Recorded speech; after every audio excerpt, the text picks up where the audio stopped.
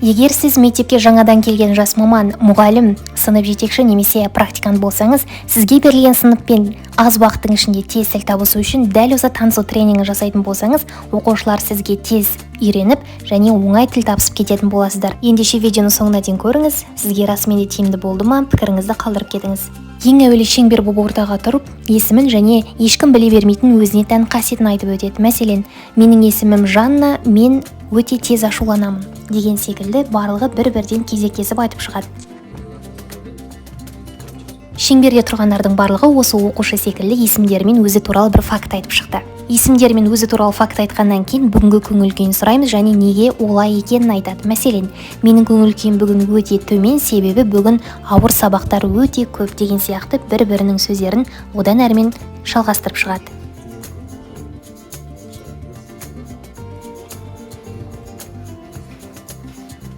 Барлығы көңіл-күйін және оның себебін айтып болғаннан кейін, келесі шеңберде барлығына ақпарақ немесе түрлі түсті секеріп таратылады және оны оқушылар төртке бөліп, ортаға жыртып шашып тастау керек. Және оны екі немесе одан да көп топқа бөлініп, оларды қайта жинап, қалаған қиялындағы суреттерін құрау керек. Кез келген физикалық қозғалыс адамға жоғары көңіл-күй сыйлайтындықтан, бұл оқушылардың белсенді жұмыс жасауына, ортақ тіл табысып, топтық жұмыста тіл табыса алуына өте жоғары деңгейде көмегін тигізеді. Оқушыларды мен екі топқа бөлдім, екі немесе одан да көп топқа бөлінулеріне болады және жаңағы жыртқан қағаздарынан сурет құрау керек. Аз уақыттың ішінде құрған суреттерінің неліктен ондай екенін себептерін де сұрап шығамыз. Видеода көргеніңіздей, мәселен, бір топ смайлик, бір топ жүрек салған. Енді неге ол суретті салғандарын өздеріне сұрайық.